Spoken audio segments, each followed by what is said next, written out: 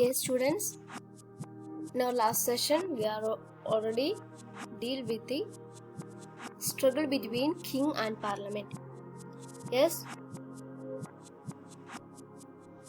there we made some points that the growth of power of parliament was an important cause for the constitutional struggle of the 17th century.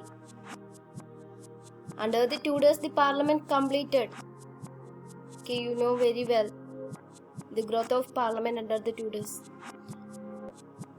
And the middle classes, merchants, lawyers gained upper hand in the lower house. They became fully aware of their own right, and the Renaissance humanism, Renaissance, Reformation made them conscious of their rights. As a result of this, commons grew and declared them their aim to redress, restore, and rectify. And also the question of finance turned out to be one of the reasons for the quarrel. The large influx of gold and silver from the New World. What is New World? Yes, the newly discovered countries. Undermined the monetary system, and consequently there was a great rise in prices also. It was very difficult for the Stuart kings to make both and meet with their limited financial sources. അവരുടെ limited ആയിട്ടുള്ള financial sources കൊണ്ട് കാര്യങ്ങളൊക്കെ മുന്നോട്ട് കൊണ്ടുപോകുക എന്നുള്ളത് അവർക്ക് വലിയ ദുസ്സഹമായിട്ടുള്ള ഒരു കാര്യമായിരുന്നു. So they had to restore some objectionable means of raising funds like granting monopolies and levying new taxes. എന്താ ഫിനാൻസ് ഉണ്ടാക്കാൻ വേണ്ടി സാധാരണ എല്ലാ കിങ്സും ചെയ്യുന്നത് പോലെ പുതിയ ടാക്സസ് ഒക്കെ കൊണ്ടുവന്നു without parliamentary consent. Not the point, without parliamentary consent. പാർലമെന്റിന്റെ അനുമതി ഇല്ലാതെയാണ് ഈ പുതിയ എല്ലാ മോണോപ്പൊളീസ് ഗ്രാൻഡ് ചെയ്യുന്നതും അതുപോലെ തന്നെ പുതിയ ടാക്സസ് ലെവി ചെയ്യുന്നതും. At the very outset, James' relations with the parliament were not harmonious. അല്ലെ, നമ്മൾ ആദ്യമേ പറഞ്ഞു ഹാർമോണിയസ് ആയിരുന്നില്ല തുടക്കത്തിൽ തന്നെ ജെയിംസും പാർലമെന്റും തമ്മിലുള്ള ആ ഒരു ബന്ധം. So in addition to the above mentioned causes, the ideas of James also were responsible for the strained relations. James was hopelessly tactless in his dealings and intolerably talkative about his royal prerogatives. അല്ലേ, നമ്മൾ പറഞ്ഞു he was very talkative. Moreover, he was lacking in the sixth sense possessed by the Tudors. Tudors-ന് ഉണ്ടായിരുന്ന പോലുള്ള ഒരു sixth sense അദ്ദേഹത്തിന് ഉണ്ടായിരുന്നില്ല. He was a normal person. ഒരു എല്ലാത്തിനോടും ഒരു ഡയറക്റ്റ് ആയിട്ടുള്ള ആറ്റിറ്റ്യൂഡ് കാണിച്ചിട്ടുണ്ടായിരുന്ന വ്യക്തിയായിരുന്നു. Which was the ability to feel the pulse of the people. എന്താ ഈ സിക്സ്ത് സെൻസ് എന്ന് പറയുന്നത്? The ability to feel the pulse of the people. നമ്മൾ ആദ്യം പറഞ്ഞു ഇംഗ്ലണ്ടിനെ കുറിച്ചോ ഇംഗ്ലണ്ടിലെ നിയമങ്ങളെ കുറിച്ചോ ഇംഗ്ലണ്ടിലെ പീപ്പിൾസിനെ കുറിച്ചോ ഉള്ള ഇഗ്നോറൻസ് ആയിരുന്നു ജെയിംസ് ഫസ്റ്റിന്റെ ഏറ്റവും വലിയ failure. He was failed to understand their feelings and desires. In his reign of 22 years, James I called only 4 parliaments and quarreled with them all. ആകെ കൂടി അദ്ദേഹത്തിന്റെ ആ ഒരു ഭരണ കാലഘട്ടത്തിൽ അദ്ദേഹം 4 പാർലമെന്റ് മാത്രമേ വിളിച്ചു കൂട്ടിയുള്ളൂ. ആ 4 പാർലമെന്റിലും ഇവർ തമ്മിൽ ക്വാറലായിരുന്നു. In almost all matters, the king and the parliament held opposite views. ഏത് കാര്യം എടുത്താലും കിങ്ങും പാർലമെന്റും ഓപ്പോസിറ്റ് വ്യൂസ് ആയിരുന്നു. Among their things, the question of taxation also was a matter of contention. The king even tried to deprive the parliament of its rights of deliberation. Once, he forbade the commons to meddle with deep matters of state, as such matters were far above their reach and capacity. This slighting injunction, of course, enraged the commons, who asserted their rights to discuss all state matters. James' parliament successfully impeached some of his ministers like Lord Bacon. അദ്ദേഹത്തിന് ഇഷ്ടമില്ലാത്ത ആൾക്കാരെയൊന്നും അദ്ദേഹത്തിന്റെ ഭരണവുമായി കൂടുതൽ അടുപ്പിച്ചിട്ടുണ്ടായിരുന്നില്ല. So, however, the momentous struggle between the crown and parliament had been started during James' first reign, and it was lead to greater calamities in the next reign. Groups of Puritans fled to Holland, but they were determined to establish their own communities. In 1620, a number of exiles and Puritans from England, they set sail from Plymouth in the Mayflower for the Americas. These Pilgrim Fathers founded the New England colonies. ഈ Pilgrim Fathers, അത് Mayflower എന്ന് പറഞ്ഞാൽ അവരുടെ കപ്പലിന്റെ പേരാണ്. These Pilgrim Fathers founded the New England colonies. The Pilgrims called their home New Plymouth. Friendly North American Indians taught them about local plants and seeds. 100 men, women, and children set out in a ship called the Mayflower. After a stormy voyage lasting 67 days, they landed in America. Although half of them died during the hard winter, the rest survived to build a town and start farms. അങ്ങനെയാണ് അമേരിക്കയുടെ ആരംഭം. അതായത് English colony ആയിട്ടാണ് America ആദ്യമായിട്ട് വളർന്നു വരുന്നത്. അപ്പോൾ ഇംഗ്ലണ്ടിൽ നിന്ന് പോയിട്ടുള്ള ചില റിലീജിയസ് ഫാദേഴ്സ്, അതായത് കത്തോലിക് ഫാദേഴ്സ് ആണ് ഇവിടെ ഇങ്ങനെ ഒരു നാട് വളർത്തിക്കൊണ്ടുവരുന്നത്.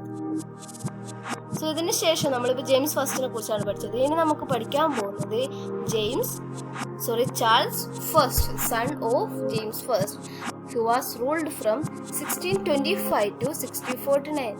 Charles succeeded James in 1625, a year which has been seen as a turning point in English history.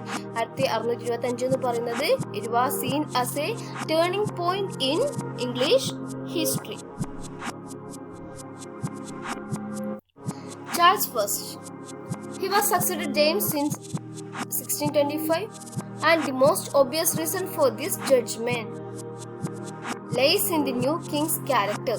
As a child, Charles was shy and lonely, traits which remained with him all his life and were indicated by a stammer and a cold, reserved manner.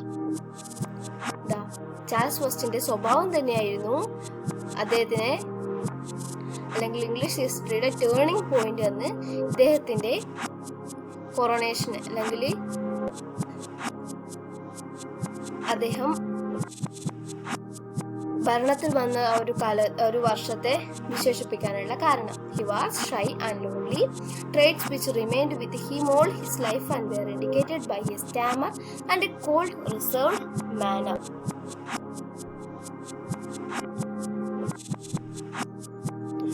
Charles First found himself quarreling even more bitterly with the Commons than his father has done, mainly over money.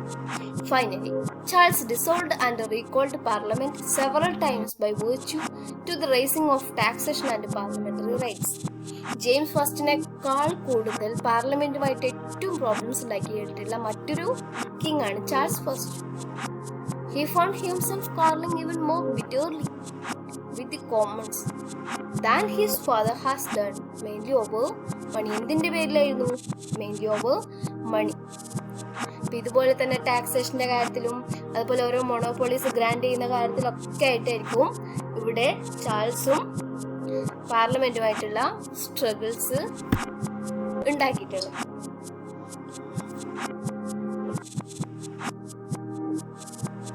Being a true chip of the old block, Charles inherited most of the characteristics of his father. Like his father, Charles firmly believed the divine right of kings. Moreover, he was tactless and headstrong. Soon after his accession, Charles offended the English by marrying a Catholic princess, Henrietta Maria, sister of Louis XIII of France. ആരുടെയും സമ്മതം കൂടാതെ തന്നെ അദ്ദേഹം ഒരു catholic princess ആയ Henrietta മരിയയെ വിവാഹം കഴിച്ചു. Her enormous influence over him was one of the cause of his rule. അദ്ദേഹത്തിന്റെ ഫെയിലിയറിന് ഏറ്റവും പ്രധാനപ്പെട്ട കാരണം the influence of Henrietta Maria. Charles' first reign was one of the disputes and quarrels with the parliament. There were several causes for the clash. The factors and circumstances which generated the rivalry and dispute between James I and Parliament existed during Charles' reign also, and his religion, foreign policy, attitude towards Parliament precipitated the crisis that made his reign one of the bloodiest in the annals of English history. അദ്ദേഹത്തിന്റെ മതം, his religion, foreign policy and attitude to parliament, ഇതൊക്കെ പാർലമെന്റും Charles ഫസ്റ്റും തമ്മിലുള്ള ബന്ധം bad too verse എന്ന ഗതിയിലേക്ക് മാറ്റി. Like his father, Charles was an Orthodox Anglican or Armenian, while the Parliament was largely Puritan. ഒക്കെ നമ്മൾ ഓൾറെഡി പറഞ്ഞിട്ടുള്ള പാർലമെന്റ് എന്ന് പറയുന്നത് പ്യൂരിറ്റൻസിന്റെ മെജോറിറ്റി ഉള്ള സ്ഥലവും, അതുപോലെ തന്നെ ജെയിംസ് ഫസ്റ്റിനെ പോലെ തന്നെ belongs to Anglican. Besides, he was inclined to tolerate Catholicism due to influence of his queen. But the Parliament, especially the Commons, had been strongly anti-Catholic. Parliament എന്ന് പറയുന്നത് anti-Catholic ആണ്, but he was now moreover support to Catholic because he was married Henrietta Maria. She belongs to a Catholic religion. By the Parliament, especially the Commons, had been strongly anti-Catholic. The Parliament had no trust in the king and his ministers. The Parliament had no trust on Charles I and his ministers. Worse than all, the king's determination to rule arbitrarily alienated the people and Parliament alike.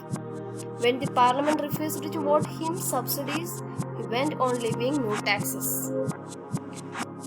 അദ്ദേഹത്തിന്റെ ഒരു ആവശ്യങ്ങൾക്കൊന്നും parliament നിൽക്കാൻ സമയത്ത് refused to vote him subsidies, he went on living new taxes. Charles surprised everyone by being able to rule successfully without Parliament. He surprised everyone. Why? Because he ruled successfully without Parliament.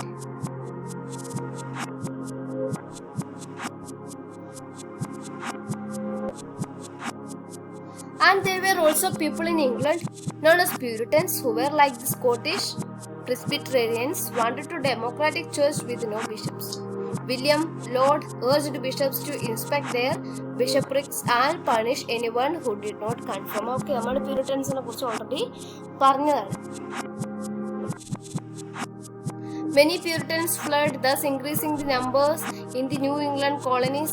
Laud tried to introduce the new prayer book in Scotland in 1637, a national resistance to the introduction of bishops and what Scots thought of as Catholicism. ഇത് നമുക്ക് ആവശ്യമില്ല. And in spring 1638, Charles faced a rebel Scottish army. In 1638, Charles faced a rebel Scottish army. Without the help of Parliament, he agreed to respect all Scottish political and religious freedoms. Without the help of Parliament, he agreed to respect all Scottish political and religious freedoms.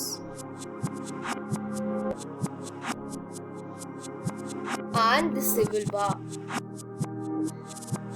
Before that, the England was involved in the 30 Years' War. Okay, 30 വർഷ കാലഘട്ടത്തിലെ വർഷത്തേക്കുള്ള ഒരു യുദ്ധത്തിൽ ഇംഗ്ലണ്ടിൽ ഏർപ്പെട്ടിരുന്നു. The military enterprises were a great drain to Charles, but the Parliament of his great indignation voted him money very niggardly. The king collected tonnage and poundage without a sanction of Parliament. Okay, നമ്മൾ already പറഞ്ഞു, without the sanction of Parliament, he started to collect taxes. Under the leadership of Sir John Eliot, the angry Commons drew up the famous Petition of Right in 1628 and presented it for the king's assent. After much hesitation, the king accepted the petition, and thus it became the second great charter of English liberties. ഇത് നമുക്ക് detail ആയിട്ട് next ക്ലാസ്സിൽ next സെഷനിൽ പറയാം.